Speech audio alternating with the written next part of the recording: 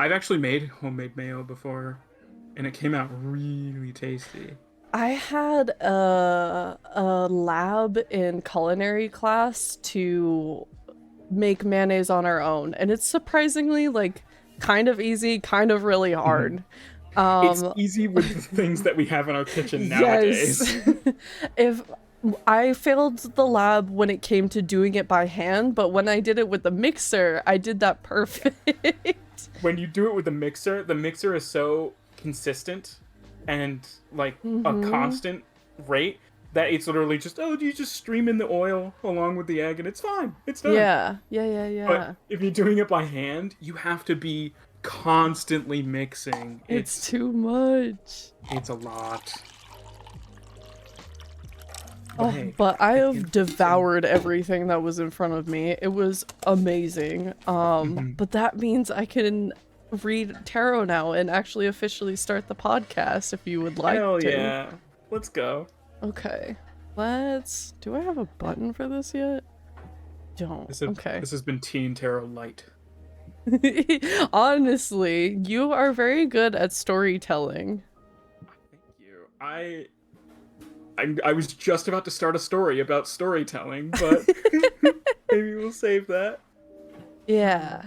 I'm sure we'll get back around to it. Um, so I think I have everything. I have the cards in front of me. And I've decided to bring out an oracle. I don't know if we will actually use it today. But I felt like having it on hand just Hmm. in case, if I Okay. felt so compelled to. But welcome everybody to Tea and Tarot, a podcast for candid conversations sparked by tarot and steeped in tea. Today we're joined by certified gamer Low Poly Holly. How are you Hello. doing? I'm doing pretty all right. um, and you said you wanted to do a general reading today? Is that Yeah, still sure. what you'd like to do? Totally down. I Okay, don't really got much going on, so general is pretty sounds pretty good. awesome. So, if while I am shuffling the cards, you can go ahead and tell your story about storytelling. My story about storytelling. Yeah, so I when I was a kid, I wasn't very I liked to talk a lot, but I never really liked to not that I didn't like to. I wasn't very, good at putting the words together cohesively. Um so I when I was in I think it was just after 4th grade, I was recommended by a teacher to go to this summer camp that they were holding. And the summer camp was kind of all about uh, kids. How do I describe it? It was, you know what? I'll just say what they did. So they taught storytelling, first of all, where you would kind of write down even just events that were happening in your life, and then they would teach you how to properly retell them. Um, and it was very interesting, and I think it really helped me in my formative years, um, especially with like recounting events in speech, because I think I definitely struggled with that as a child. But Interesting. they did other things too, where the main thing what they did in that summer camp was planning your own field trip, where you would like come up with the concept and literally like plan it yourself and come Would up you with like like, pitch it like Shark yes. Tank? Oh So my you would god. not like Shark Tank, but you would like go up to the teacher, or the counselor, whoever was running it, and just say like, "Hey, I'm really interested in this topic. Is there anything we can do that revolves around that?" And you could either go and research on your own, or you could do something a bit more guided with that counselor, where they would like look up, uh, stuff that's in your area, people of, um, people that stand out with those kind of interests in your community. And Interesting. then what they would do is your counselor would actually, with you there, contact that person and be like, hey, we have a group of students that are interested in learning about this subject from you. Is there anything we can do to get you to host us for a little bit and like chat? And it would almost always end up with them going, oh, yeah, of course. Like, come on down. I remember going on field trips to some guy's, some like 60-year-old guy's house. It was like a group of 8 kids and like 3 counselors, and we just went and we learned how to make fly fishing flies. And like that was Interesting. some kid was like super interested in fly fishing.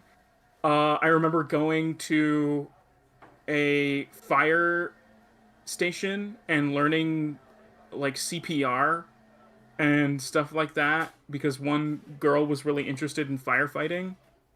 Mhm. Uh, and mine, mine, of course, I was like, I like video games. Yeah. So they contacted, well, I contacted actually, uh, a nearby college, and I got to go to their video game program and see all of the games that the students were working on, and I got to demo play a lot of them. That must have And been then so mind blowing as a it kid. was it was insane. And then 12 years later, I went to that college. Right. Yeah, That's so cool. it was very very cool. Okay, I do have your cards now. We have the Son of Swords, the Mother of Pentacles, and the Son of Pentacles. Ooh, lots of Let's pentacles. pull these guys out. Because I'm a star. Yeah. There we go. So general reading. The Son of Swords, being in the suit of swords, being determined to make decision, take a hold of their own destiny, and stuff like that. The Sun has this forceful determination to get things done, which I think could be something calling on you to take initiative. If there's something that you've been looking forward to, now's definitely like a good time to be taking those sorts of leaps. And the Mother of Pentacles is one of patience and domestic love. I think you've got a good support system with you right now to be pretty well secure in being able to make those moves. And being part of the Pentacles is definitely a good sign for being able to make moves in like financial opportunity. And the Son of Pentacles is loyal, quiet, and dedicated. He is well thought out and meticulous. So there's like all of this sort of symbolism going in hand with like being patient, taking things slow, being quiet, which is almost a little surprising to go in hand with the Son of Swords because you kind of think of more loud and boisterous people making those big decisions sort of thing, Mm-hmm. but I don't think that's necessarily your style in this scenario. I think you have time and you have what you need. It's just a matter of being patient with yourself, being gentle with yourself. So when we take our steps and we like get over that hump of anxiety of like finally doing the thing, we can then be gentle with us and celebrate the wins and then keep going forward and keep on getting over all of those little anxiety hurdles. Right. Okay. It's definitely a Yeah. little bit more of a broad one than I've I read in a while. yeah, I can see that. But I would say that it definitely would apply to my current situation. I Mm. would say. Is I there a decision that you're looking to make that you're comfortable talking about? oh, multiple. Uh yeah, I mean I've been wanting to relocate, I would say, for Right. probably since I graduated almost 3 years ago now. Oh god. And it's just been very very tough, especially like coming up with some sort of financial way to even be able to do that. Right. Um and it's a lot of those problems that come with relocating kind of go hand in hand, where I kind of live in the middle of nowhere. I don't there's no businesses really around me that I can work at, and there is no public transportation for me to get to another town with a business for me to work at. And I don't drive, so it's kind of hand in hand with the fact that I can't get a job, and I can't get a job because I don't live in a good place, and I don't live in a good place because I don't have a job. So, Right. um, but there have been opportunities for me that present themselves, especially from having like remote work. Like, obviously, I work Mhm. in an industry that is very accessible remotely. Yeah. Um, so really, I think what I could be doing is just cracking down and doing anything I can to secure something in my industry. And I I feel like once I am able to get a foot in the door, then it would open so much opportunity for me. Um, and I kind of, yeah, I think the reading is telling me that it's it's it's coming. And I kind of maybe have to take risks, but also take it slowly at the same time. Yeah. Yeah. Oh, that's it's hard. Minna and I had a friend in a very similar situation where they had to very quickly relocate, not of their own choice, really. Hmm. And they took up residence with Minna's parents for just a little bit for a temporary um, position of living, and they didn't have their license, and so they had to quit their job because their living situation changing meant they couldn't make it to their existing work. So they started working in a teeny tiny convenience store that was within walking distance. And then Minna's parents started teaching them how to drive. And it was just a long, slow process of getting all of those resources under them again because their life had pretty much turned upside down. Hmm. Um, it's not fucking easy to get all of those resources to be able to relocate and No. stuff. But after, I think it's been 2 years now, they moved to Pennsylvania and have been there for a few months now, and they seem very happy.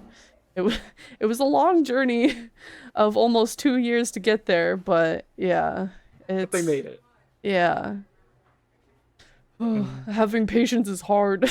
yes, having patience is very hard. I mean, I've been applying for jobs in my industry, whether they be remote or not, for yeah, even before I graduated. So it's been 3 years where I've been, sending out resumes and doing cover letters, and it's it's kind of, I'm not gonna lie, it's been heartbreaking because Yeah. I get very little replies, and I think I've only interviewed for a position, I think, once. Um, which, oh, it's like a stab to the heart. But, Right. you know, it's not it's not gonna do much for you if you just wallow, I suppose. Um, you just gotta keep going. It's not harmful to take your moments to wallow as long as you don't dwell in them too long, because then it Yes, does definitely really get to you. But I grieving the loss of a job opportunity is very valid. definitely. I will say, like, yeah, it has been 3 years of me looking for a position in my field, but I haven't. It hasn't been constantly looking. Like, I do take time where I'm just like, no, I am completely burnt out on this, and I take some time and I chill. I don't Right. look really for jobs. Um, I don't know what temp agencies look like in your industry at all because it's not something I've dabbled in too much. yeah. But when I moved to Massachusetts, I was applying and applying and applying, and I was making these long commutes to make it to interviews because I really wanted to move, but I wanted to secure that job first. Hmm. And I finally got somebody who would take me, but it was just a retail job in a mall. It was actually the mall that Paul Blart Mall Cop was filmed in. Oh yeah, you told me about that. It's one of my favorite humble brags. But I worked there for like a year and a half. And then I started applying to temp agencies because I was applying everywhere and not hearing back from anyone. But the only people who reached back out were temp agencies. And I think that's just kind of the job climate of Massachusetts in general, is that Hmm. a lot of places really like hiring temp first. Um, and the temp agents were really good at talking to me and getting to know what I have done previously and figuring out how to zhuzh up my resume to say the things that it needed to say for those different job opportunities because I had the skills, I just didn't know how to say it. And the Hmm. temp agents helped a lot, and they even I remember on one occasion, I can't remember which one that I was with at the time, but they like essentially vouched for me. They went to this company. They're not allowed to tell me who the company is ahead of time. So it's like completely anonymous to me, but they're the middleman and they're talking to the company and they're like, I think this person's going to be a really good fit. I know that she doesn't have like such and such degree, but like she has all of this work experience and I think she's exactly the person that you're looking for. And that's how I got the job, was because my temp agent talked me up. Hell yeah. So I'm not exactly sure how temp agencies are in my industry. yeah, Um, it kind of seems like a weird thing to do, but also not totally out of bounds. no, not totally, but it's definitely something for me to look into. Um, yeah, I just think currently it's like I think I could interview pretty well. Not to toot my own horn for the podcast, but um but it's just like I said, I've only had one interview. Like literally in Right. my industry, just getting that interview is so difficult because Yeah. like there's just so many factors where it's like companies don't want to hire juniors, companies don't want to hire um or not companies, but just there's so many people applying for the same position. So there's tons and tons of resumes to get through. And if you don't meet one of their standards or you're slightly below average or even slightly below exceeding on a certain topic, there is probably somebody out there that isn't, you know. Right. Uh and that person is applying for this job as well. Uh Yeah. which oh, it's so it sucks, but you gotta keep going and work up on those things that are your low points, and eventually you will become that person who exceeds in that Right. position. Yeah. Yeah. Absolutely. Lots of in my experience, lots of like dead ends, and oh my god, the amount of interviews that I went to where they pretty much pulled a switcheroo on me and they were like, "Oh, and you go door to door." I'm like, "Huh? That's not what I fucking thought I was signing up for." Excuse Or me? you make commission, and I'm like, "No, I did not see that in your job Hmm. listing at all. I'm not interested in that." And I think with my most recent temp agent, um she kind of made it sound like she was pulling one of those on me again, and I like instantly got deflated with her, and she was like, "What's wrong?" I'm like, "Well, I've done all of these things." And she's like, "This isn't that. I'm sorry. Let me explain." And we got onto the same page, but it's exhausting.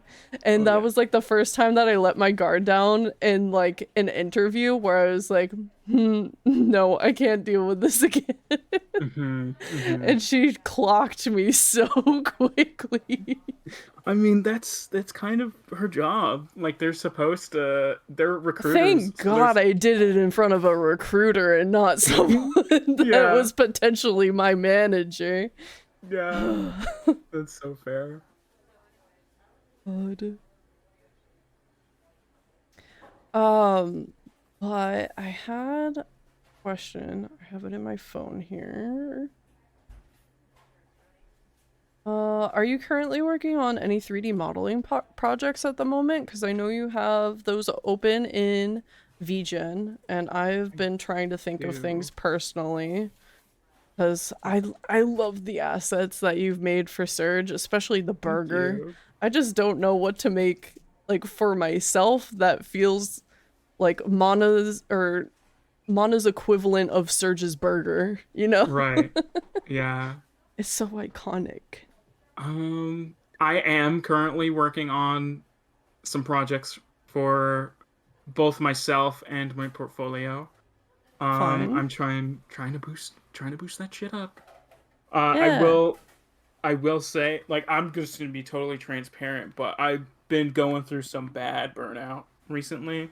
Mm-hmm. Um, and it's just it happens. This is as a creative, like you have to realize that you're gonna be burnt out at some point. Even if you take things slow, even if you don't don't work so much, um, you're gonna get to a point where you're like, I've been doing this a lot, and I think I need to chill out. Um, and I've kind of gotten that recently. Um, and so I haven't been working on them as much as I would like, Yeah. but uh, you know, I've been trying to get over it. I go to therapy, and so I've been talking with my therapist about that a little bit. That's Um, good. and definitely talking with somebody about it really helps. Um, trying to come to the root cause of why you're suddenly losing interest in the thing that Yeah. you've decided to, dedicate your life to, uh, is helpful. Um, Absolutely. yeah, totally. But you know, I will be showing off whatever I'm doing when it is done. And as for the things I'm making for myself, I uh, will be showing those when I am able. So Um, secretive. so secretive. I can't wait to see. Yeah. Currently, okay, to give everybody a little hint, I currently do not have the computer power to show off the things I Oh am currently no. making for myself. But we we hope and pray for the future that that will change. Hoping and praying, absolutely. Yeah. Oh, ugh. Sorry, I dropped something. Uh Good. All good. I I find the stuff that you work on in the 3D sphere inspiring.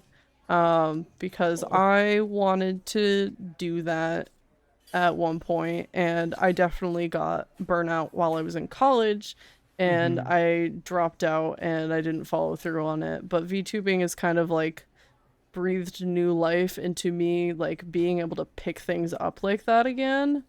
Totally. And Minna made that tree that was posted on Twitter not too long ago, Mm-hmm. and just like absolutely mind blowing to me that you guys just like can wake up and go, yeah, I'm gonna sculpt something in 3D, but not with something physical. We're doing it digitally.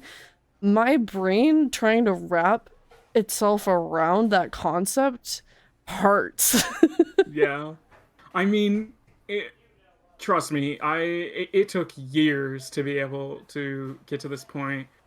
I started 3D modeling my uh, junior year of high school. Ooh, So when I was 16, I think, is when I started 3D modeling. I am 25, so I've been 3D modeling for right. 9 years now, and like it, I didn't really feel like I was good at 3D modeling until, well, to be honest, it's a bit of a parabola, you know. It goes up and it goes down. Right. Uh, where before I went to college for game art, I was like, I'm an amazing 3D modeler. Like Yeah, I I got a taught this to leg other up. I 3D. know shit. Yeah, I was People like, are oh, going into this not knowing shit. yeah, I was like, people are going into this not knowing anything about 3D modeling. I've been 3D modeling for 3 years now. Like, I'm so good. And then I get there and I'm like, God, I fucking suck. Like, Jesus Christ. Uh, and and then eventually, like, you get to this point mid college where you're like, or at least it was for me. I got to this point mid college where I was like, I'm comfortable with where I am. I think I'm doing good work. And then you do that good work over and over and over again for 12 hours a day, every day, for multiple semesters. And then I go, I can't do this anymore. And I lose Right. so much, so much of my creative uh, passion for it was just gone after a summer. I I I think it was junior year, like mid junior year. I just lost it all. It was gone. And um it was like it was told to us at some point when we were freshmen. They were like, there's this thing called the sophomore wall where Oh no. you you will determine if you want to keep going or if you want to drop out. Uh, they're like, it will be a raise in difficulty in your sophomore year, and um, Not me dropping out my sophomore year. yeah, but they were like, there'll be a huge raise in difficulty in your sophomore year. It's gonna be whether you want to drop out or not. And I'm like, okay, okay, I'm ready, I'm prepared. And then I would get to my sophomore year, and I'm like, my sophomore year was fine. I mean, it was a little more difficult than my freshman year, but no, it was fine. And then junior year came, and I was like, here's the wall. I found it. I found the bricks. They're here now. And I'm like, okay, this fucking sucks. And I think I just barely got over that wall.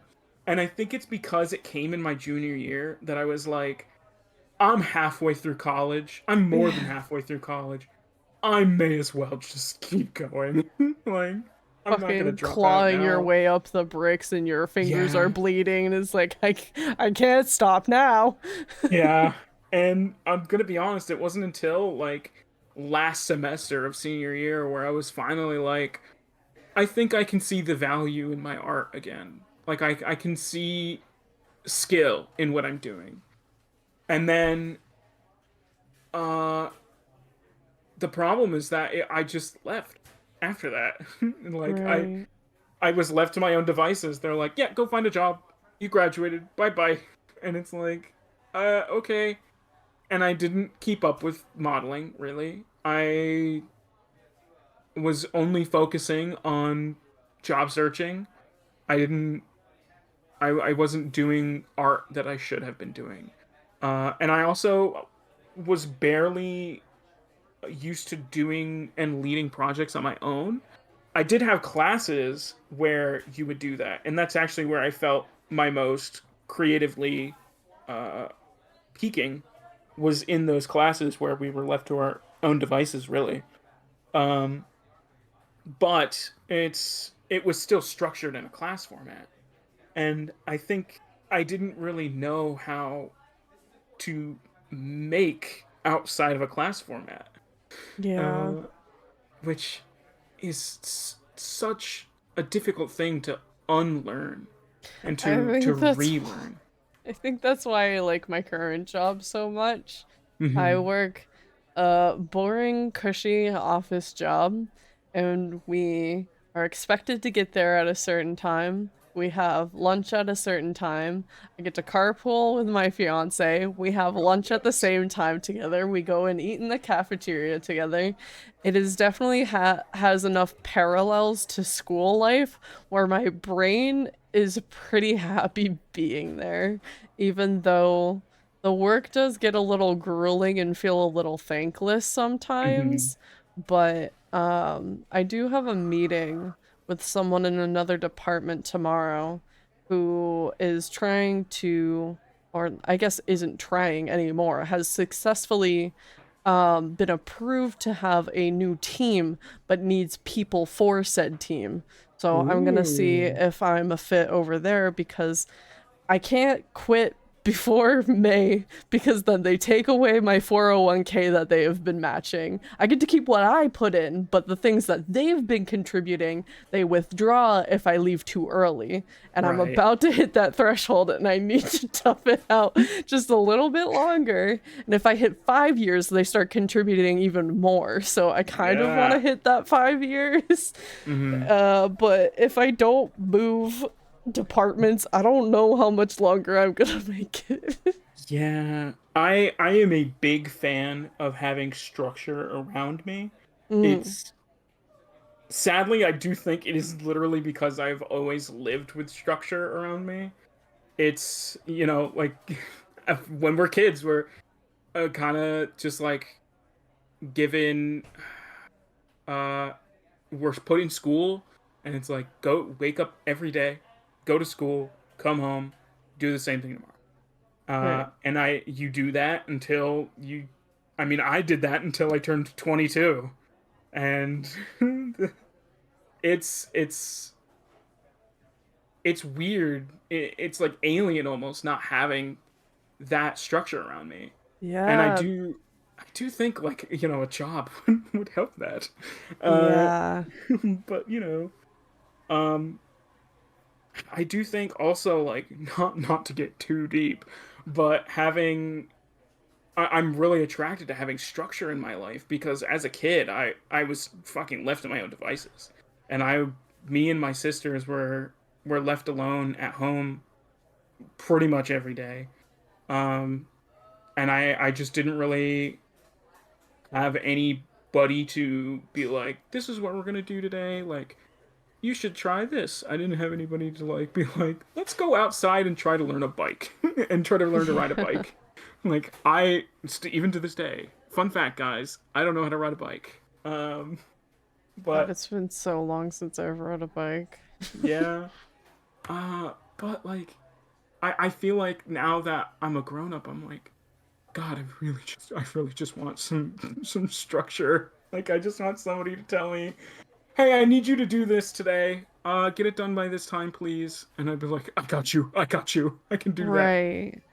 Uh, Yeah, when I was unemployed for a period, I was working in a call center and we got bought out by another company and we could tell that they were slowly trying to phase us out, but then they gave us the big announcement that they were closing the Boston branch. mhm. Um, So I was then unemployed for a small portion of time.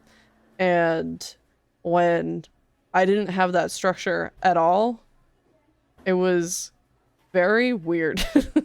So I'm very happy to have the structure that my work gives me. It's mundane and easy, and so mundane to the point that I can do some of my stream prep ahead of time Cool. while on the clock. That's So I'm not awesome. complaining. Oh my god.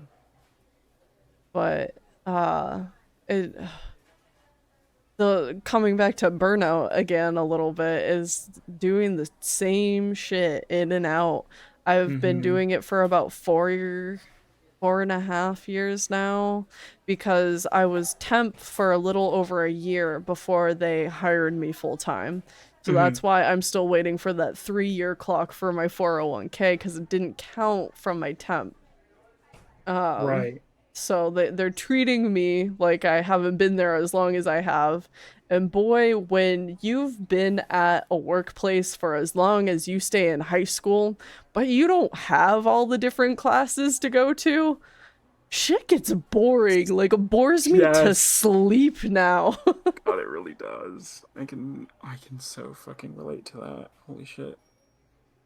But I try to find ways to keep things different and walk around enough. And I've also found that suspecting that I have autism, Mm-hmm. that one, the structure is good, so I don't want to leave, but two, um there's this like innate drive to do what's right and also take things too literally, which gets to be a bit of a stumbling block when Mm-hmm. people are like, oh, you just got to give your 100% every day. And so we do.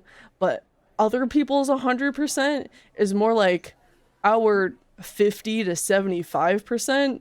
So burning Yes. out is fucking easy because we're giving more than a lot of other people are, because they're like, why are you working so hard? Why are you like being a teacher's pet right now? It's like, I'm just doing what I was told. What do you mean? Mm-hmm. And coming to terms with that has been like, you know what, I could give less a shit. I could take a walk around the building right now and stuff like that.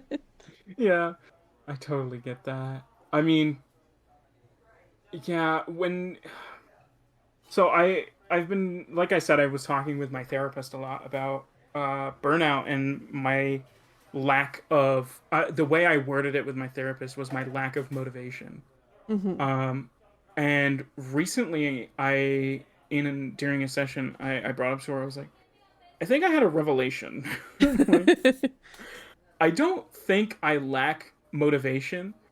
I lack the ability to focus on that motivation and be Mm. able to actually utilize it.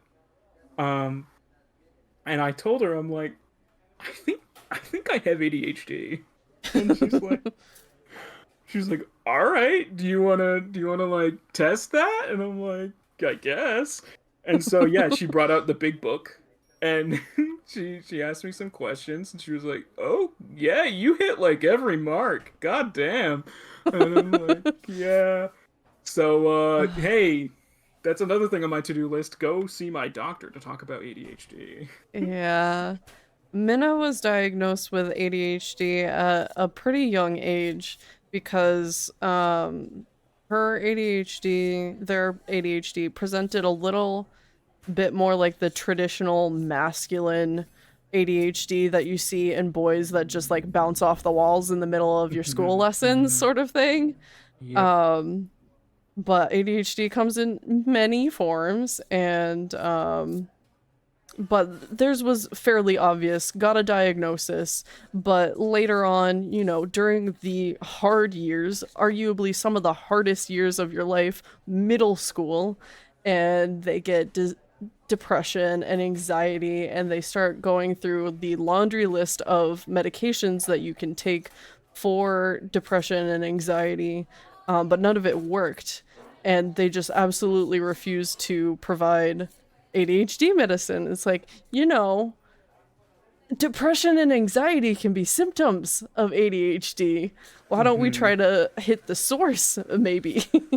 Yeah, totally. I really need to start going back to like doctors and therapists and stuff like that so I can start checking that stuff out more properly. But also there is no medication for autism. So, No, there really isn't. But so what am I going to do other than what I'm already doing now? yeah, I mean, having somebody who professionally knows about that is a really good resource to figure out like what are the best ways to help myself in my own life. Like what can I do? Um, what kind of practices can I perform that will, help me be the best I can. Um, it's not a traditional form of medication, but it is kind of that in the sense that it is preventative and gets you to a better point, I suppose. Right. It's just so expensive, but I've been contributing to an HSA. I gotta Hmm. spend that money on health-related things only. So I have to remind myself that that exists, and I do have money specifically for this sort of thing. Yes, HSAs are great. I just, I think it was in January, I got this bill, and it was like $500 for this appointment that I had in December to take a look at my kidneys because I passed a kidney stone. Hmm. Was that 2 or 3 years ago now? Either way, I'm coming up on my anniversary. It happens right before my birthday. Um, and so they do yearly checkups with me now. And I got that $500 bill and I was like, oh no, what am I gonna do? I don't have the money for this. And I put off paying it for like a month. And then they send me another reminder and they're like, hey, you still need to pay us. Thankfully, they Hmm. can't accrue interest on that sort of thing. But I was like, oh no, money. And then the little light bulb went off in my head. I'm like, idiot, you have an HSA. You could have paid this a month ago. Yeah. I went when was the last time I had a like 5, not even 5 minute. It was like less than 5 minute conversation with my doctor's office in last October, I think. Something like that. And it was just like I was having this weird symptom, and so I called them and I was like, "What's going on?" They were like, "You're fine." And I was like, "Okay, bye." And uh I got a bill in my fucking uh uh in my online account for a copay, and I was like, "Guys, that wasn't an appointment." What Like the fuck? I just called you and I was like, "Do you think I need to make an appointment for this?" And they were like, "No, you're fine." And I guess they counted that as an appointment, and so I'm like, That's "Okay, wild. cool. I guess I'll pay this $20 copay. That's fine." I guess at least it Um, was only a $20 copay. yeah, I do have good insurance right now, which I'm That's very, just very grateful for insane. that. But yeah, no, it's fucking insane. I'm like, what, guys? Come on. Uh, My but goodness. we stay winning. We stay winning. Um, The amount of money that I would owe if for every call I made, I had to make a copay. like I'm gonna make a copay for this quick combo. Like, Jesus. When when I was passing my kidney stone, the the hospital figured it out because I was at a pain level where I could not eat anything without throwing up because I was in too No. much pain. So I had to get admitted to the hospital and get things under control. Um, and they were like, "Yeah, you're passing a kidney stone right now. That's why you're in so much pain. Here's all these painkillers. And here is a recommendation to go to a urologist because you need to see someone." And at this Hmm. point, I had not met my PCP. Do I probably have someone assigned to me in my file because you literally have to? Yeah. Do they know me? No. Yeah. So when I explain that to urology and they're like, you don't have a PCP? I'm like, no, not really technically, but like I have this recommendation from the hospital and they're like, we can't see you without a PCP. And I was like, Oh my god. I was like enraged and I was like, okay, bye. And I call up my stepmom who works in pharmacy. I'm like, they won't let me see the urologist. And she's like, give me their number. I'm gonna talk to them. And then she texts me back and she's like, you're good now, call them. And I'm like, oh god, awesome. what did she just do to the poor workers in this fucking office? Pretty much, because when I get back on that phone call, they're like, yep, okay, and they're agreeing to everything. I was like, oh, you gotta be kidding me. What did you say? I still don't know what she said to those people. She said the activation code. Honestly, blessed to have a stepmother in pharmacy who has the cheat codes. You were talking about earlier about Minna going through trying every single medication under the sun for depression and anxiety, and I can highly relate to that because I've gone through that as well. You're probably in the same bucket then. You probably need ADHD medication. Your depression and anxiety is a symptom of something else, and that needs to be treated, not the depression and anxiety. Probably. I mean, I went through so much in my early high school career, I guess is what you would call it, that definitely affected my mental well-being. Oh, absolutely. That time of your life sucks.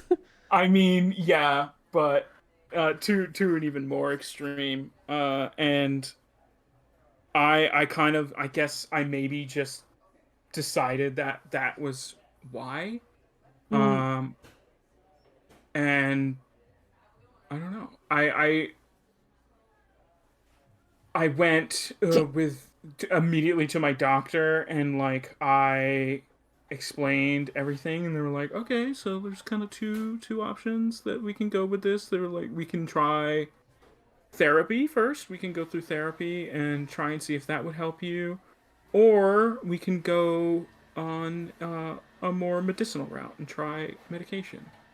And me as a young teen, I think I was a very, very logical person, and I was also very untrusting in. I phrased it to myself as alternative medicine. Like, my brain in high school, in early high school, thought therapy was alternative medicine. Like, I was. I mean, insane. I guess in some literal sense, it kind of is. Really, it's just not a physical medicine. Yeah. It is a medicine, but it is not a physical medicine.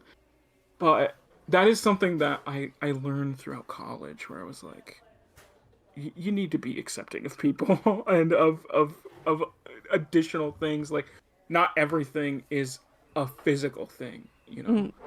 Like, I used to be kind of like really against sort of stuff having to do with spirituality and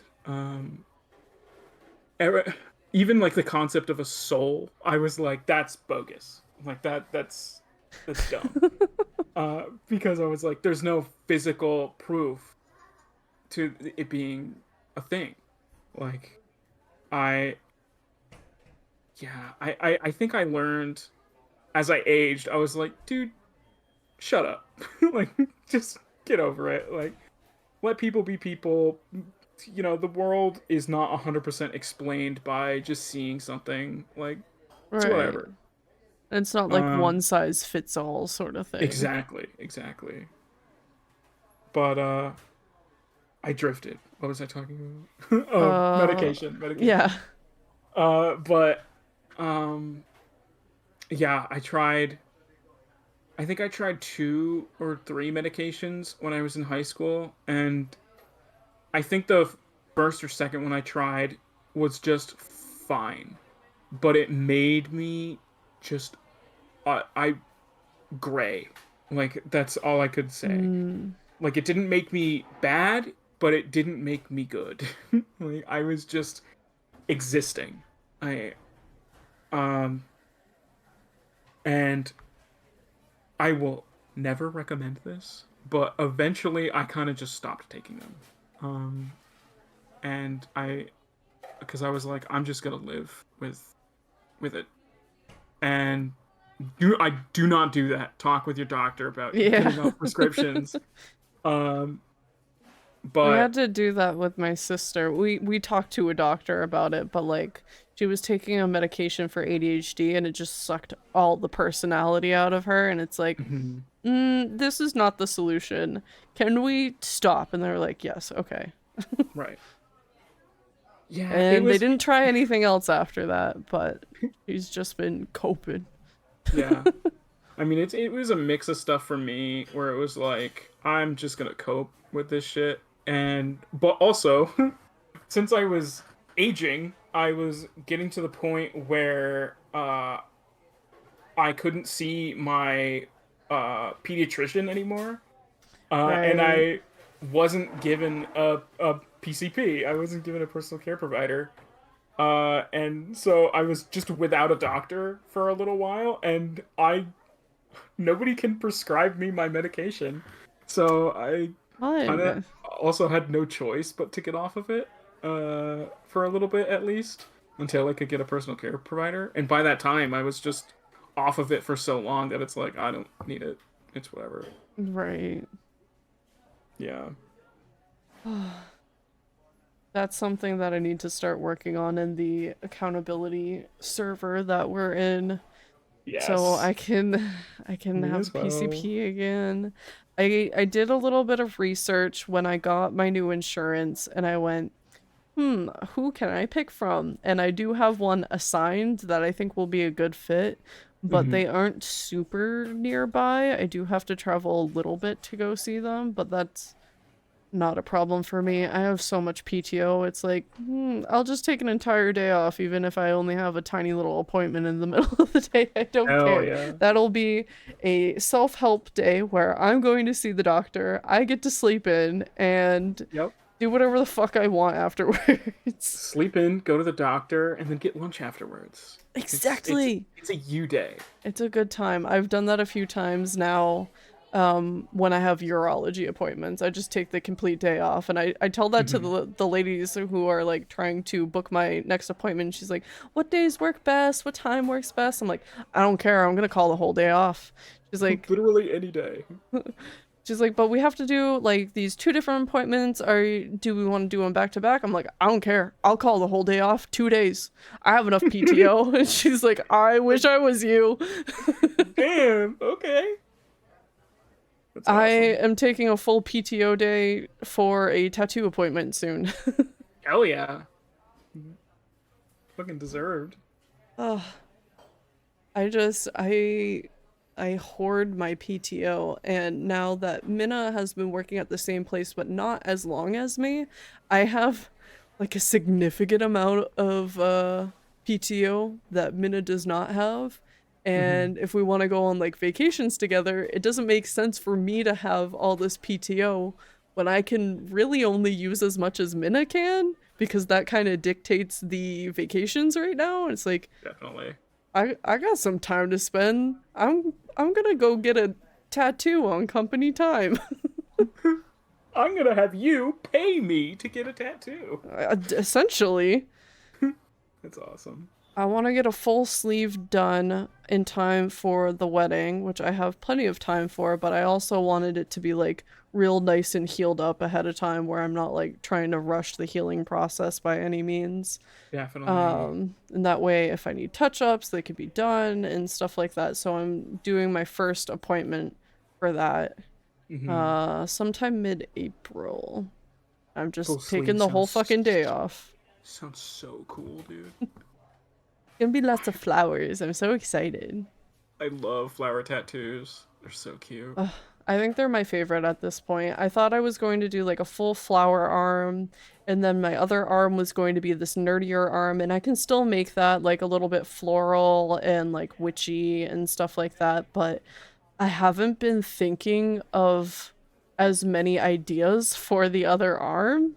So I'm Hmm. starting to feel a little off balanced, and like I might potentially even want to cover up one of the tattoos on that arm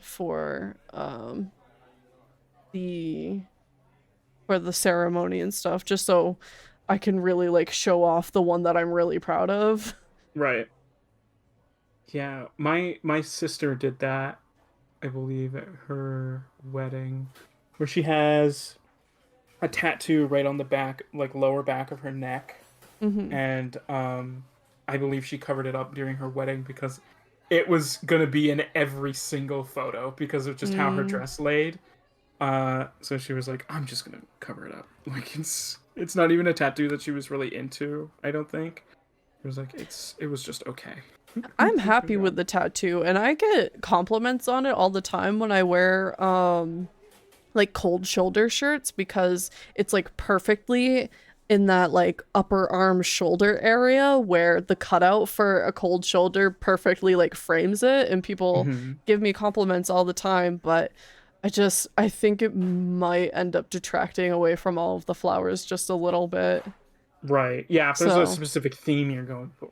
yeah, Minna and I really want this very like wildflower feeling with I the love wedding, so it's like, maybe he can just go away for a day. a little bit. Yeah, I fucking love that idea. I want a tattoo so bad. I have no tattoos. Do you have And tattoo ideas? that's I the think we thing. talked about this a little bit. I think we did. I have so much trouble just jumping off into the bridge into the water, you know? Right. Just like taking that leap and saying like fuck it and getting a tattoo. And because I I feel like there's something in my brain that is like it is forever. It is ink in your skin. You are changing your body forever. And I'm like, it's not really forever. Like you can cover up and you can get laser removal if you want. And it's like it's not forever. And if you But want one that's more temporary, people recommend doing the hands. Like even though it's mhm, painful, the skin on your hands regenerate a whole lot faster than the rest of your skin, because you're using your hands for tasks and washing them right. constantly. So those ones fade really fast if you want something that's a little bit more temporary. Okay. I think it's also in my brain. I'm like, I hold tattoos to such like a high degree where I'm like, it needs to really be something super meaningful. And like, I can't think of anything in my life where I'm like, this means so much to me. And like, I need. Okay, the only thing that I have thought of, and I've thought of it with my sister because me and my sister are very close to each other, and Hmm. I love my sister. I would die for her. Um, and we both absolutely love SpongeBob. So we That's were like, right. we want to get matching SpongeBob tattoos. And we were thinking about it. We were like, what should we get? What should we get? And we were like, oh, you get SpongeBob, I get Patrick. And we're like, no, that's dumb. And then we were like, we want it to be like kind of inconspicuous, where it's not like that is just straight SpongeBob. But it's like Uh, if you know, you know. if you know, you know. So we were like, oh, what if we get matching Skyflower tattoos, That's such where a good idea.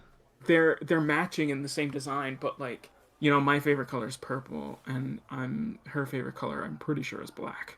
So we could just get I could get a purple one, she could get a black one, but like they're the uh Yeah.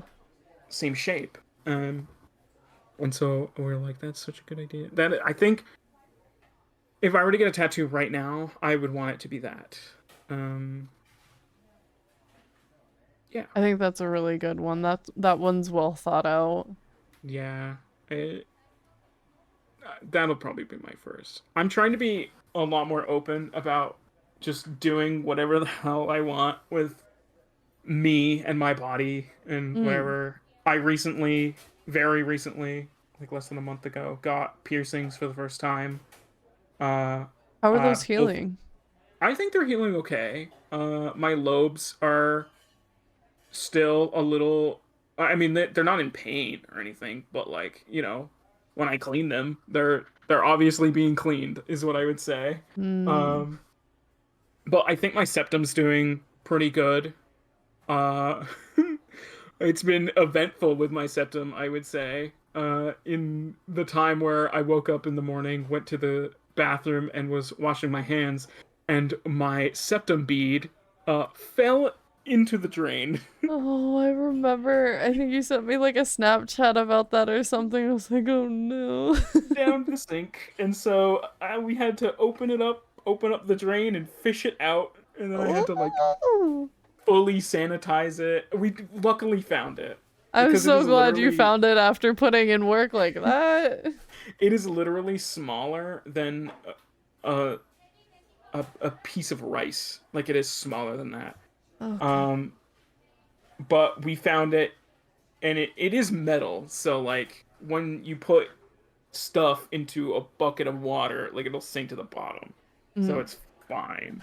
But yeah, I fully sanitized it for like hours, and then right. got it back into my nose. Um, but we're good now. And I will say, when I was getting those piercings done, my piercer told me, she was like, I want you to make a habit of tightening your piercings all the time. And I was like, okay, yeah, I'll do that. But I didn't realize like how much you need to like turn. So I was like just like touching them, and I was like, yeah, they're on there. They're on there. I think they're supposed to move a little bit. No, they're not. They're not supposed to move. No, no, they're Um, not. yeah. Um, very fun, very eventful. But getting the piercings was great. I will say, like right after I got them, I was like, oh, I want more. Yeah, you know more. So I think, yeah, I'm that kind of person where it's like I'm very when especially when it comes to body modification in some sort of way.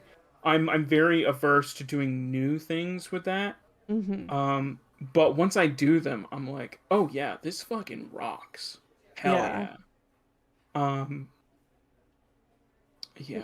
We should go to a tattoo convention together. I do not have the money for that anytime soon right now, but we could look into dates and locations and stuff like that because that's how I got my first tattoo. I would I fucking love that. I was at like one of my lowest and I was with an abusive partner at the time and I Mm-hmm. knew that I was like low key trying to find my escape route out where I was starting to become more financially independent and stuff like that whereas like I'm starting to like get ready to break the news so I was like kind of in this like ragey I can do whatever the fuck I want I fucking hate this guy I'm getting out of here sort of headspace when I was at Mm-hmm. this tattoo convention but I got to see so many different artists and all of their portfolios, and it was very inspiring and definitely helped click in my brain a whole lot quicker, like what I do and don't like about tattoos. And I found this one artist that I really like, and she's actually based out of Pennsylvania, so I don't get to see her very often, except for when she comes in town for these conventions, in which case I always book an appointment with her. Mm-hmm. um, but I just got a sprig of lavender on my wrist, and I was like, I like lavender. I like flowers in general. Flower tattoos are pretty, and I need to chill the fuck out, and lavender symbolizes that. So I'm gonna keep that reminder on my arm to fucking chill out and just have it be this pretty piece of lavender instead. because I knew I didn't Cute. like script, so I was getting recommendations to be like, oh, like write breathe on your arm, and I'm like, no, that's dumb. No. I don't want that. I'm so similar. I'm not a huge fan of tattoos that like blatantly say something. I am a big fan of symbolism, Me and too. yeah, I don't think I would ever get a tattoo with writing on it unless it's an object that has writing on it. Mm. Like, I don't know. I could see potentially making an exception for like my cats. Hmm. My second tattoo was a semicolon tattoo with the top of the semicolon with little cat ears and whiskers on it. Um, Ooh, are you familiar with semicolon tattoos? I am, and I was going to get one in high school, and then I didn't. Uh, Definitely like an easy choice on a tattoo. And some people have right. come up with some really cute little additional details to make them feel a little bit more personal. And I Hmm. made mine my cat because he definitely saved my fucking life. Yeah. And I think I might get like their paw prints done near that area on my leg or something like that, and potentially put little small cursive script of the name of that cat with their paw print if that's what I end up doing. Hmm. Um and I think that would be the only exception to like not wanting to have words on my body. I think having their names would be different. Definitely, definitely. But I don't want to think about that because I'm probably not going to be able to get a tattoo like that until they Oh, pass because Jack doesn't let me touch his paws, so I'm not. oh. He's like, you aren't getting a paw print from me until I'm in my grave, and it's like, okay, buddy, I'm not gonna Okay, force it. not gonna force. We'll wait. Yep. I will wait until the universe explodes. Okay. Yeah. Um. Yeah. No.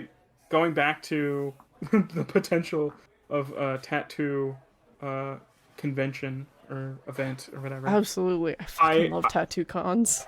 I've never been to one. I think the only way I would really be able to like make those quick decisions is if somebody were to go with me and Mm. like be there with me. And I think that's really how I'm most comfortable is when I feel supported and kind of like connected with somebody by doing this.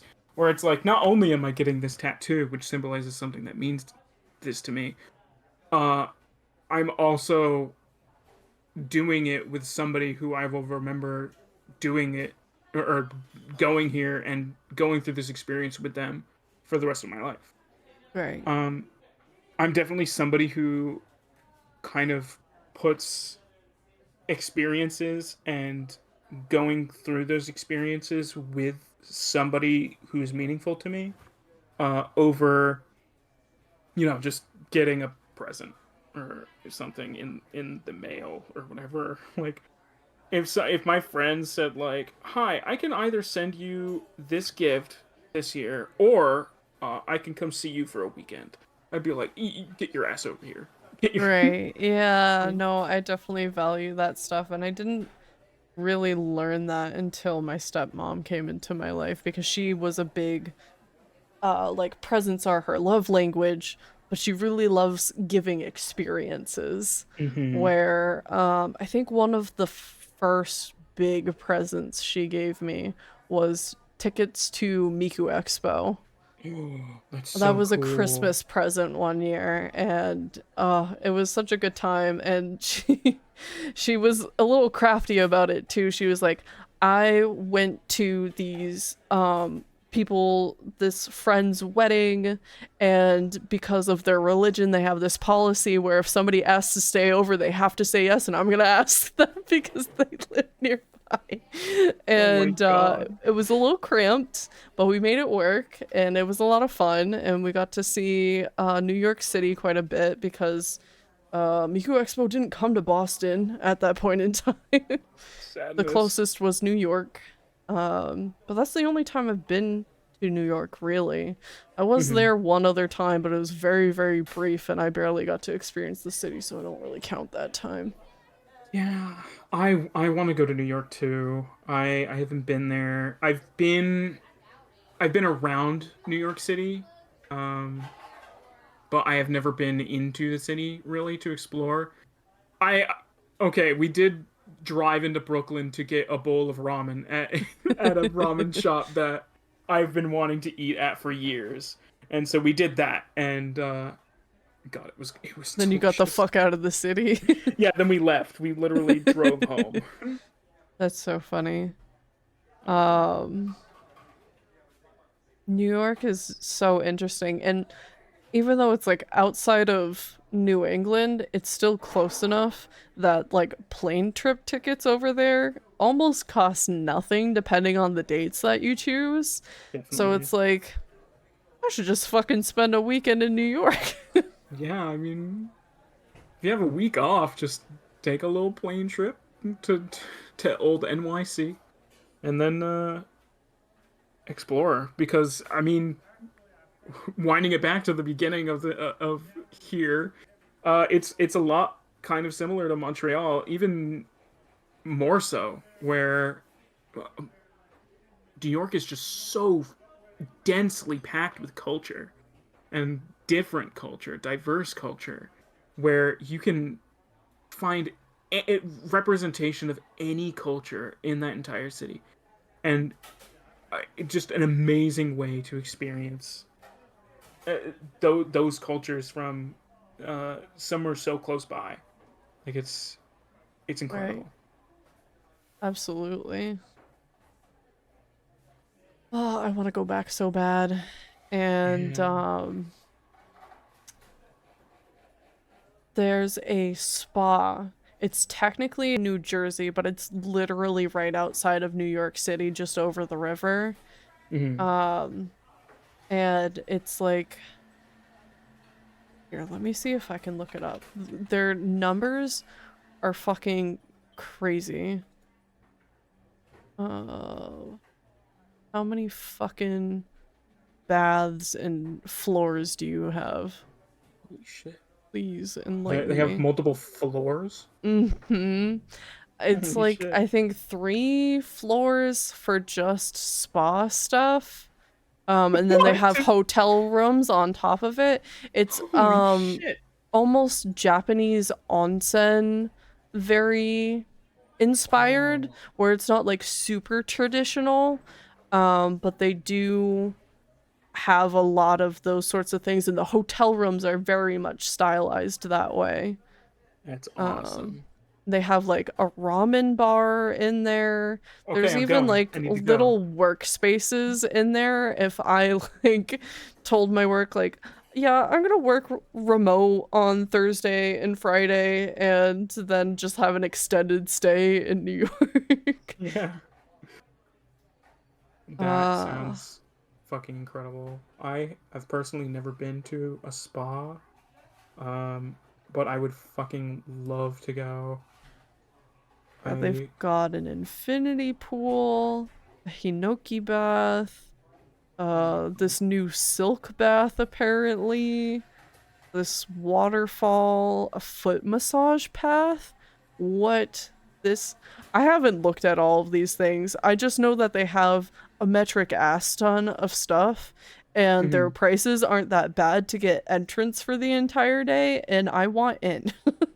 Yeah, that sounds really, really just relaxing. I've been actually talking with my sister where I'm like, I think if I were to have the money, my dream is to literally just pay for me and her to go have a spa weekend where we Oh just go to yeah. a resort and like chill, drink, and sit in a bath. Right. The weekend that I was going to propose to Minna, I originally planned for us to stay at this spa, but then my best friend who when she comes into chat is Joystick Mage, Hmm. she was like, I just got a couple of Christmas presents to stay in these timeshares in Florida that my family has. You want to go to Disney together?" It's like, yeah, I'll go to Florida in March instead of New York when it's still cold in March. Yeah. So, we had a little bit of a detour on that plan, but we haven't been able to make time to go to the spa still, and it's killing me. I want to go so bad. Mm-hmm. If I could be Yeah. like really bougie and have that like ultimate like bridesmaids experience where it's like, "Oh, we're going on a vacation. We're getting on a plane together." A plane to Like go on the bride. if I could make money disappear for a second and make that happen for the bridal party and go to this fucking spa, I would. Oh I yeah. want to go Oh yeah. so bad. Who wouldn't? Insane people. I People used who don't want to to. feel better. Yeah, people who don't care. I used to actually go to Florida as well. I went a few times with my family as a kind of yearly vacation. We would just go and stay in a condo for a week right on the beach. And beautiful. It was beautiful, but this is Florida. And the last time we went was actually a uh like literally a week before I started questioning my gender identity. And Oh so I was like, no. I think I actually no wait, that was the first time we went. The first time we went was a week before I started questioning my gender identity. And then we went the next year, and I had been out to my family for about I think it was I came out in August and we went in about May, I think. No, it was late April. So it'd been quite a few months Mhm. that I was out to my family, and I was like, "Well, this is the last time I'll ever be in this state." And yeah, I haven't been back to Florida. Oh, Uh, that's so sad. and I don't know. I don't really mind it. I really when I was back there, I did not feel safe. To be honest, it's That's fair. The climate of Florida do be interesting right yes. I mean, the climate of most of the U.S. right now is now. very interesting as a trans woman. Very interesting. Um, and But oh, Disney. but Disneyland. I don't know. I'll go Disney. to Disney World. It's fine.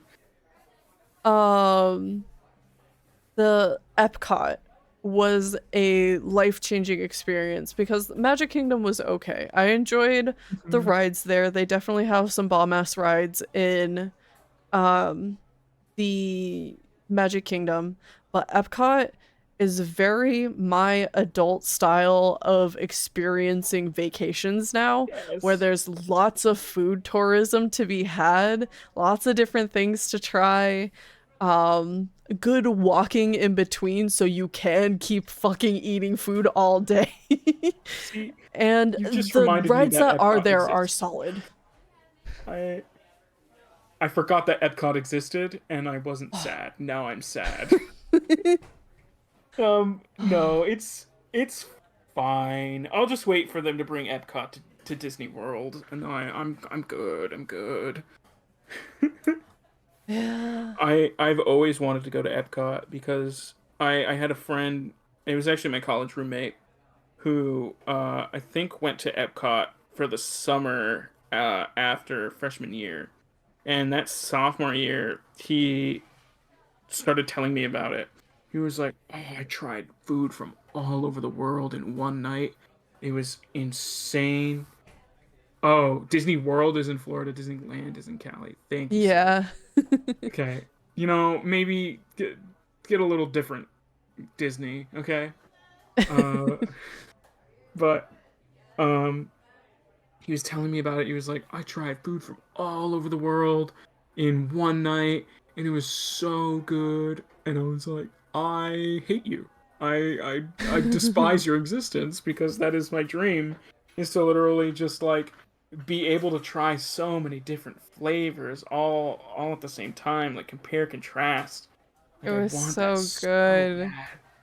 We went during the flower festival and Oh, it's so the cute. themed foods were all so good. Oh my god. I want that so bad. But yeah, I don't know. Yeah. I feel unsafe living in the state of Florida or being in the state of Florida.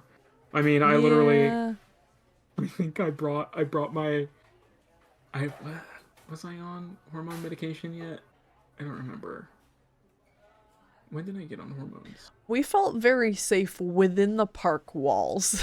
Yes, I will say, like, once I get within the park, I think it'll be fine because I'm pretty sure Goofy will punch a bitch for me. Like, Goofy is my lover. I love Goofy.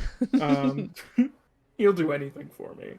Um, but I I don't know. It was like I would leave the kind of the condo area, which the condos we were in are like in like a gated area where it's like kind of a resort-ish, but not really. It's just condos and like a pool and tennis courts, and that's really it. The main attraction is that you're right on the beach. Right. Um, but we would go and we'd have to go grocery shopping and we'd have to go, you know, there were other things to do that weren't in the resort. So we would go and do those things. And every time we were out, I'm like, well, first of all, I would have to dress in a way that I didn't really want to. Um, uh, kind of like to blend in because I know at the time, like, I don't pass. And it's like, it's fine. But so many other people around us will point that out and Right.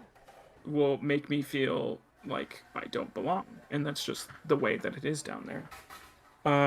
So I kind of had to live in secret for a week and I hated it. And Yeah.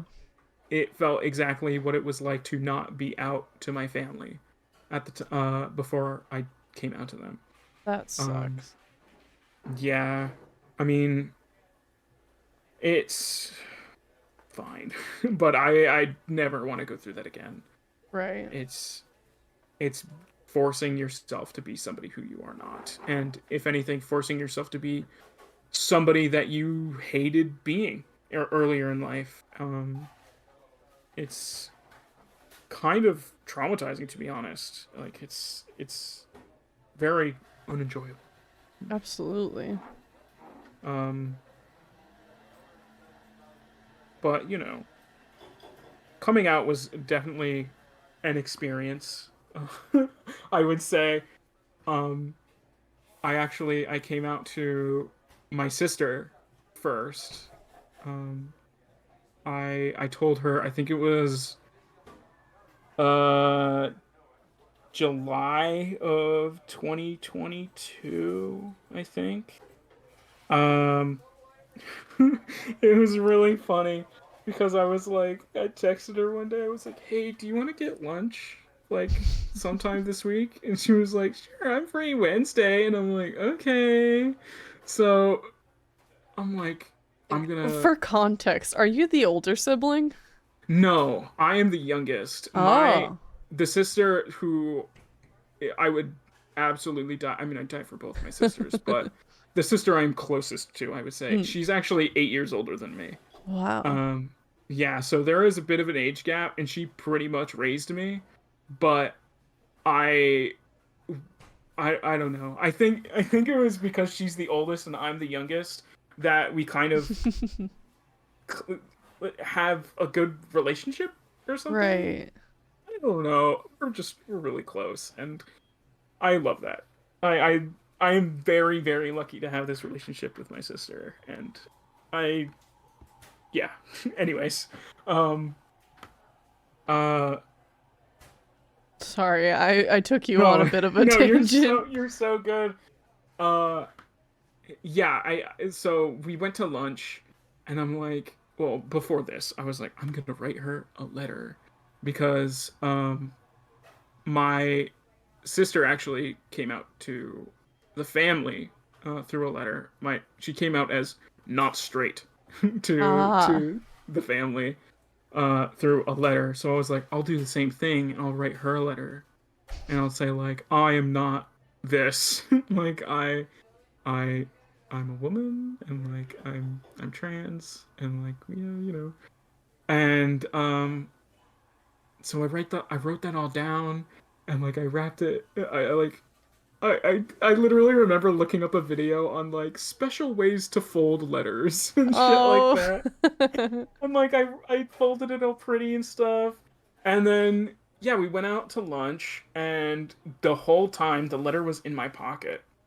And I'm like, dear God, I need to just give this to her. and but I could never work up the courage to give it to her until we were sitting in the car, like ready to go home. And I'm like, if I don't do it now, I probably won't do it.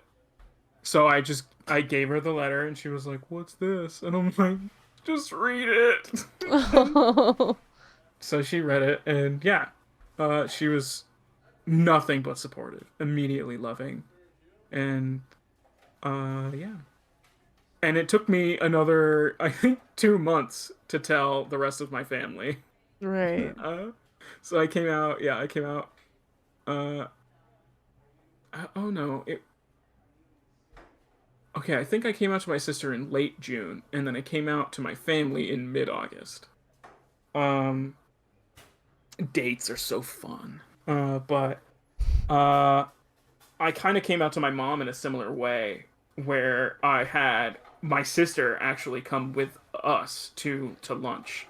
Um, and we went to lunch. I was like, I live with my mom, and so I went up to her and I was like, hey, me and my sister, we're gonna go get lunch on Saturday. Do you want to come? And she was like, why? What's the occasion? And I'm like, what? We're just getting lunch. Do you want to come? She was like, okay. And so, yeah, we got lunch, and I had my sister there with me, and she offered to come because she was like, I'm there to support you. Like, I'm here as a support system. And so I think because she was there, I did actually give my mom the letter during lunch and like she read it and yeah, she was also immediately supportive Oh, and that's so good. yeah. And now I'm here. And it's been almost 2 years of being out. Almost. Almost 2 years. It's been 2 years of being not cis, I'll tell you that. um but yeah, No, you're I yes sis in a different way. yeah, totally. I didn't really come out to my parents Mhm. properly. I at first thought that I was bisexual or pan. I can't remember which I stated to my parents. Because I remember identifying as pan for the longest time. Right. And I might have put those pieces together before I even said bye to my parents. So I had to explain what pan meant, but I essentially like was like, I have a girlfriend now, and they're like, are you a lesbian? I'm like, no. And they're like, okay, are you bi? I'm like, no, I'm pan. And they're like, okay, what is that? And I explained it to Mhm. them, and that was it. They're like, okay, have fun with your girlfriend. Okay, bye. But that's good though. That's good still. Like that's a way of supporting. Even like not complaining about it is sort of a way of support. Yeah. Uh I No, I mean, was definitely lucky to be as casual as I was. I know there's a lot of people who can't just be like, I have a yeah. girlfriend now, get off my back. Like I literally could have just walked up to my mom and been like, "Hey, my name's Holly now, by the way." And Exactly. But like, oh, even she'd with been your like, mom being "What?" accepting, it would have been a reaction of Oh like, yeah. what the fuck does that mean? You've been like, "What? What the fuck?" What do you mean you're just changing your name? Yeah. Oh, a little different. Yeah. But gender, sexuality. Oh my god. Oh my god. I asked my sister like a few months after I came out to her. I was like, did you have any feeling that I was trans at all? And she was like, not really. I had a feeling that you were different. I was like, she said that she had a feeling that I wasn't what I was identifying as. Mm. And I'm like, okay. Okay. It was like, Because I knew you were on the fruit spectrum somewhere. she was like, I knew you were some sort of fruit punch, but I'm like, oh. I don't know. I also look to my sister a lot for guidance, because I don't know. My sister is like the the the person in my life who I am closest with saying is like a mentor to me, like a parent outside of a parent. And I I don't really want to say parent because I don't want to rely on her like that, but she is my best friend, like pretty much. I love her so much. But yeah. Yeah. That's sweet. I have a similar relationship with my sister. We're only 2 years apart though, and I'm the older sibling. And when you said the like, oh, can we go out to lunch? I was like, that's a me thing where it's like, people will make memes about it where the older siblings like, hey, fart face, come with me. We're going to get sandwiches. Holy shit! That's my sister to a T. Yeah. I love doing that stuff where it's like, we're not doing anything. Come with me to the mall. Even though she hates going to the mall, it's like, we're getting Cinnabon. It's gonna be worth it. Yeah. I mean, a few weeks ago was my birthday, and I was sitting at my computer right here, and I was playing games with some friends or something. And I literally just hear her big ass goth boots just storming down the hallway. And I'm like, oh god, guys, hold on 1 second. And I just mute my mic. And she just opens the door and she's like, what's up, bitch? Yeah. Hi. And then she gave me a cake with a SpongeBob meme on it. She was like, happy birthday, bitch. No, that's absolutely something I do for my sister. I love her so much.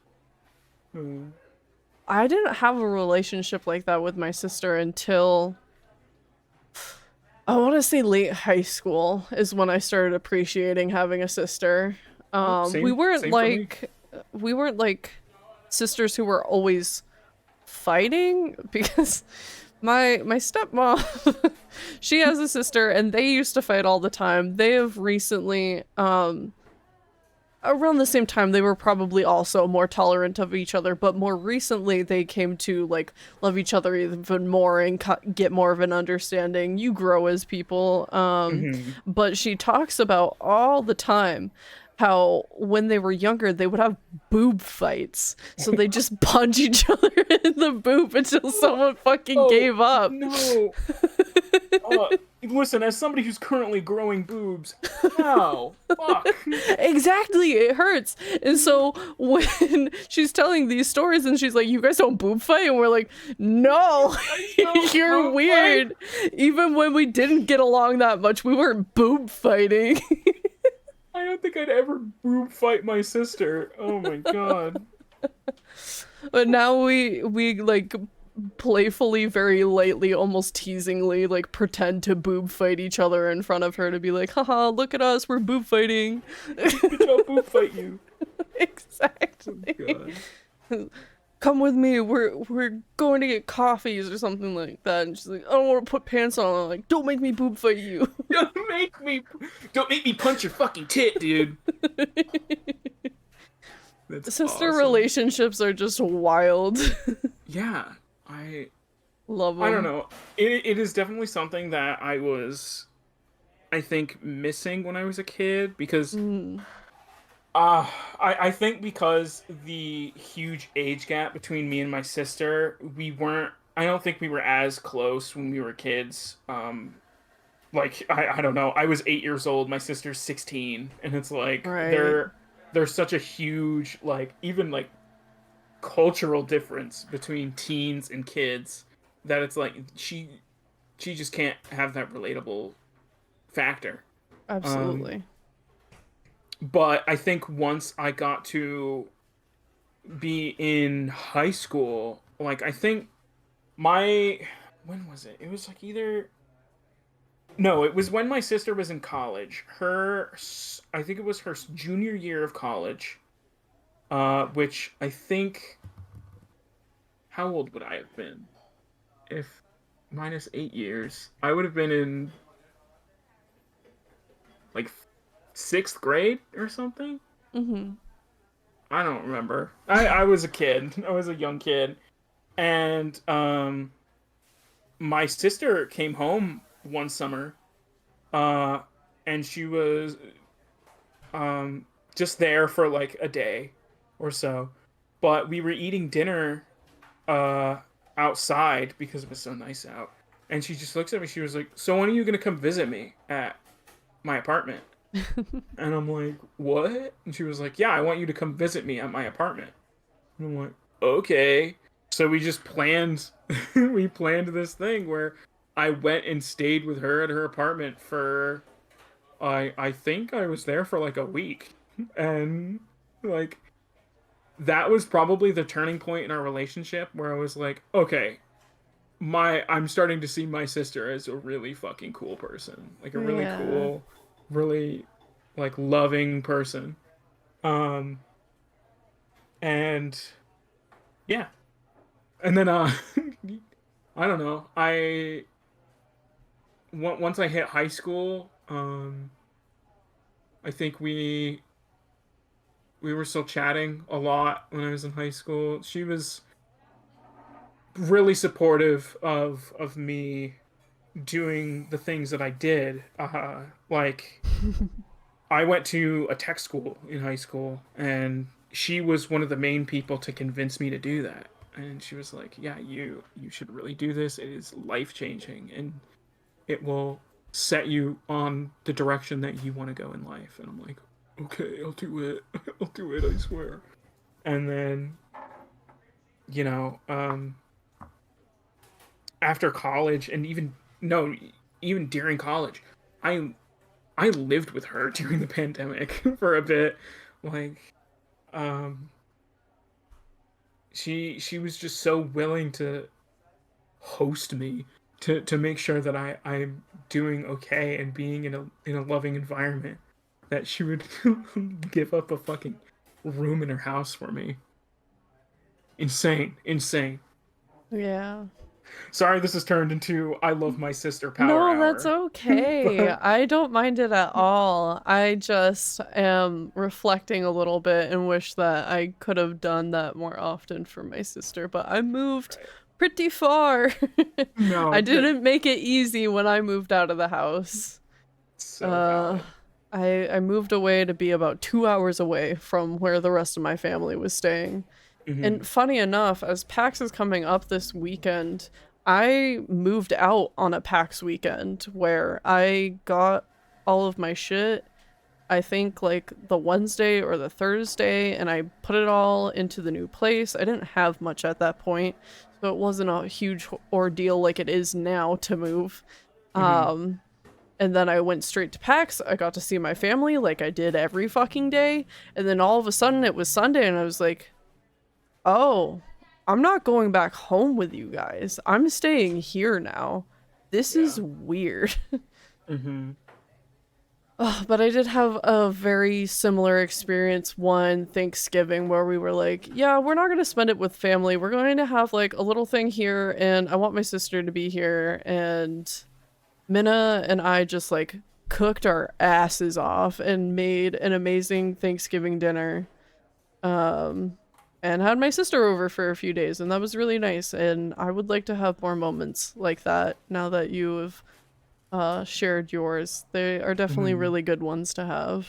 Yes, they.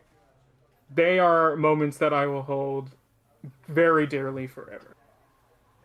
I've had a few small ones. I'll ask my sister to cat sit sometimes and try to have a little bit of overlap Yeah. before and after if we can, so we can hang out before I fuck off and go off to Florida and say, take care of my cats. Yeah, But there have been a totally. few times where it doesn't work out great, and it's like, I gotta go home, and your flight's delayed. Is everything gonna be okay if I leave? I'm like, yeah, I'm gonna be home in time to feed the cats dinner. I'm really sad I can't see you off, but thank you for looking after them. Hmm. Those ones suck, because it's like, I had my Yeah. sister in my home and I couldn't even see her. Yeah, definitely. Definitely. Um, I mean, there will be times where it's like I my mom will be like, "Oh, there's a family event coming up. Do you want to come?" And I'm like, "Not really." Like, it's with extended family, and my extended family, I don't think is as accepting of who I am as um my family that Immediate lives around me. family. Immediate, that's the word. Thank you. Um, and um, so I'm like, no, I'm okay. But then, after the event, I learned that my sister went, and I'm like, oh, I could have uh, spent so much I time would with have my had my sister. confidant there. Yeah, like my sister will punch a bitch, and like Right. she tells me, she was like, dude, if we're out and somebody comes up to you and it's like, what the fuck, I will punch them in the dick, like, and I'm like, Yeah. okay, thanks. Oh, I can't wait to see you for Anime Boston. It's gonna be such a good time. I'm gonna. I'm so excited. It's I gonna be just, so I fun. still have no idea what my schedule looks like. I should Hmm. probably send a message to Clover after this. Because I don't know if you've been around for me talking about it, but technically Clover is one of my bosses for the weekend, Oh, so cool. it's kind of nice to be so close to my boss. Be Hmm. like, hey, so what am I doing? Hey, I don't get friend. like scolded. It's like, oh yeah, don't worry about it. It's like, oh, but I need to do something. Please let me do something. Yeah. Um. Yeah, I was gonna be working on Anime Boston, but then I think I realized that I just haven't been to a convention of that size before. That's so Um. fair. It's a big one. Yeah, and I was like, I think I just want to experience this as a convention goer first before I work at one.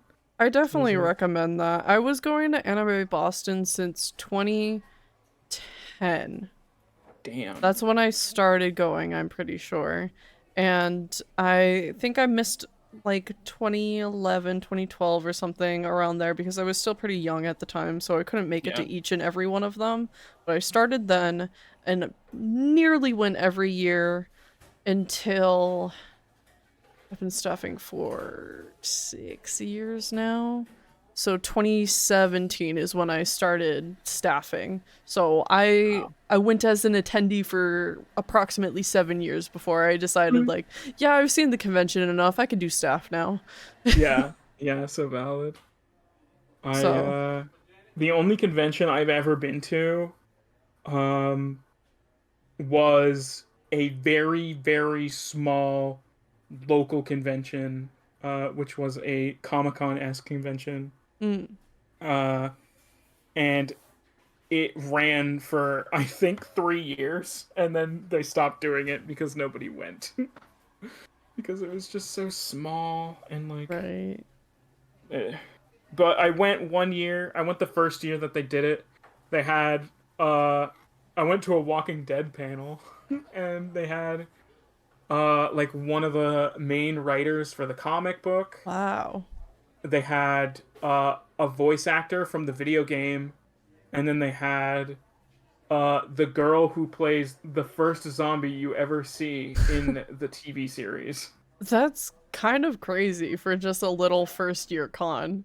Yeah, it was pretty cool. I was like, this is pretty sweet. And, you know, I the the panel was very interesting to listen to. It was really fun. And walking around, there were a lot of like cool booths to check out. I bought some. I was okay. So in high school, I was really into Doctor Who. Like dear God. Um, so I bought some Doctor Who art because there was the artist for the comic was there. So I bought two of his prints. And funny story about that. But I bought the prints and I was like it was towards the end of the convention, I think. I bought them and I was starting to like put them in my bag. And the artist, walks up behind and he was like, I was in the bathroom. Do you want those signed? And I was like, uh, sure. So I gave them to him and he was like, here you go, here you go. And I was like, this guy is eager to sign. And I was like, all power to him, god damn. But I have two signed Doctor Who prints now. Very So nice. yeah. Do you think you're gonna go to any of the concerts at Anime Boston? Maybe, yeah. I know the schedule's not out yet, so that's hard. Yeah. The schedule isn't really out, so that's difficult. I told Serge, because I definitely plan on seeing Serge when I'm down there. Because Serge, I believe, is also coming some I think they're days. just coming for a day or maybe an overnight. I'm not quite sure. I'm not sure. I can't remember believe- exactly which day. Yeah, but I definitely plan on seeing her no matter what. Yeah. But I don't remember where I was going with this. Saturday and Concerts? Sunday. Oh, concerts, right. But and the schedule. Since the schedule is now, it's really difficult to like plan around stuff. Yeah. Well, they announced that the Queen Bee concert is going to be on Friday and the Baby Beard concert is on Saturday. Okay. So I know you have the rave on Saturday, so making that concert might be harder, but have you listened to Queen Bee's stuff? I haven't. I've heard of them. They, most notably, one of their more recent things that they've done is the ending song for Oshinoko, which is a big idol anime. In fact, the opening is titled Idol, I'm pretty sure. It's just the name of it. Oh, so they're just going Saturday and Sunday. Very exciting. But I highly recommend listening to their like top hits on Spotify. That top 5 that they have is dynamite, and I'm so pumped to see them. I am like 99% sure that I'm going to be at that concert. Hell yeah. All right. I will plan on it then. Yeah. I haven't been to many concerts like at all. That's what makes the ticket price to Anime Boston worth it. If you think about it, there's so many people, and I go on this rant like every fucking year, but people are always complaining about how the ticket prices are increasing, and it's like, you don't understand that some people will pay like $200-300 for just a decent seat at a single concert where you spend 2 hours doing that thing. You're spending $100-ish on a whole weekend of shit where you can go to multiple concerts and stuff like that. It is so worth your money. So if you just go to like a single concert and fuck off the rest of the weekend in Artist Alley or whatever it is you want to be, you've already made your money worth it. Just do shit. It's not that hard to make your badge worth it.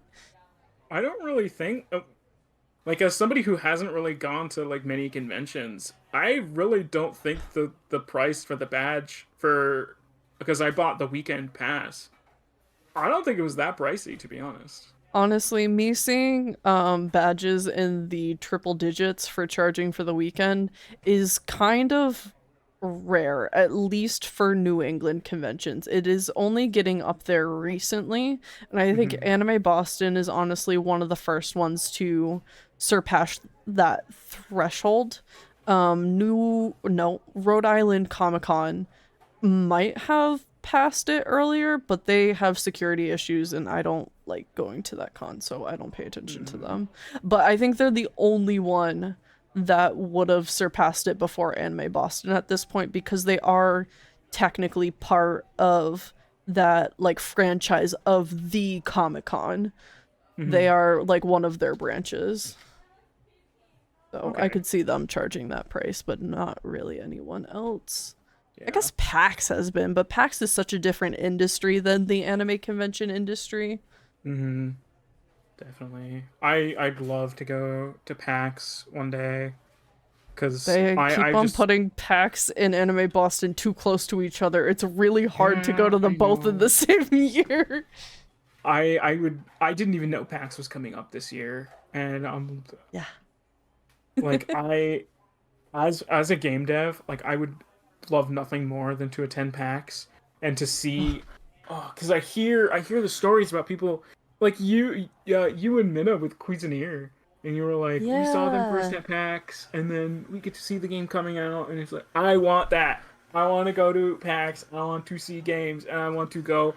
Hi, first of all, can I work on this? Second of all, PAX was the here. reason why I attempted to go in for like a video game adjacent degree, because I got to talk to so many devs and I just admired their lives so much and I wanted to be part of it. Yeah, PAX is fucking life changing. I love I PAX. I want to go so bad, and like I'd love to go to PAX. I don't know if they still do GDC, but I would love to go to GDC as well. Um, Let me look that up. Is GDC still a thing? Because they got rid of E3. E3 is no more. Um, It looks like they have something planned for this year. Actually, it's March happening right 18th. now. It's happening right now. No fucking way. They're overlapping with PAX. Why is everybody doing this and shit in March? What the fuck? Right? It's such a weird time to be having conventions, especially around here. I guess in San Francisco it's a little bit different. It's nice and No, totally. a decent temperature over there, but We're in the like Boston December in San conventions is like what? Yeah, Especially Boston should be in like late May. the walking experience from one place to another, where you didn't get a hotel room particularly close and you thought it would be fine with Mm, PAX, not fun because it's in the seaport, so yeah. it gets windy very easily over there. Who's Windy? Windy, very windy. But I got one decently close for a single Mm, night, so hopefully I don't freeze my ass off too much. But I'm also wearing normie clothes this year. There yeah. hasn't been very many PAXs where I have not cosplayed. Mm, I I wanted to cosplay so bad at Anime Boston, but as Expensive. somebody who one is unemployed and shouldn't be spending cosplay money, and two, I am a larger woman. They do not make cosplays very readily available in my sizes. Right, So yeah. it takes a lot of planning ahead to Hmm. be able to do that. Um, and I it slipped my mind, I would say. Um, I have a shop that I would recommend that does really good custom sizing. My okay. only wariness with them is one year I planned like super far in advance where I commissioned them in like maybe late October, early November, and I was like, my convention is in April. Can you get these three done in that time? And they did not. They dropped the What? ball so hard on me. But when I only ordered one costume ahead of time with them, it was an amazing, easy breezy experience. I think I just put too much on their plates. So if you order one costume at a time with them, I have full faith in their capabilities. They are very skilled at what they do, and the quality of their items is very high. Okay. But that was not a fun experience when I gave them a workload that was outside of their limits, and they did not communicate that to me. Oh my god. They only got one of them in on time, and I had to pay extra for expedited shipping because they barely made it on time, and they were separating it from the rest of the package that I already paid for. It's I was so angry. You gave them 6 months. 6 months in advance. Yeah, brother. Jesus. No, my dream for cosplays is to literally just make my own. Like I don't know how to sew currently. I learned how to because of cosplay. It can be fun. It's hard. I would just love to be able to make my own clothes, to be honest. Like I've struggled with being able to find size inclusive clothes my entire life. Right. And it's gone to the point where I'm just like, fuck it. I just want to make my own. Like I'll take my own measurements and I'll fucking make my own clothes. It'll probably be, I mean, not cheaper, but it'll be more comfortable, and I'll be able to wear more of what I want to wear because I'm not. Depending on the fabrics you pick up, it might be cheaper because the fucking upcharging that they do for plus size clothing is insane. Mm-hmm. When it really does not cost that much more material wise. Nope, it doesn't. We live in a great world. We live in a society. We live in a society. I love that. I love that saying. I am simply living and existing and dealing with the consequences of that action. I am living with the consequences of being forced to live. Oh. I did not choose birth. Well, I think before we get maybe too morbid with this, thank you so much for joining me today, Holly. It was a real joy to have you. I loved talking and listening to all of your stories. Thank you for having me. This was so fun. Of course, I had so much fun. Where can everybody find you? I am on Twitch as Lopoly Holly. I am currently also on the hellscape that is Twitter. Most of my updates for stuff are on there. I have a Discord if you'd like to join that. You can find that in the on my Twitch bio. And yeah, I'm almost always just hanging around at other of my friends' streams.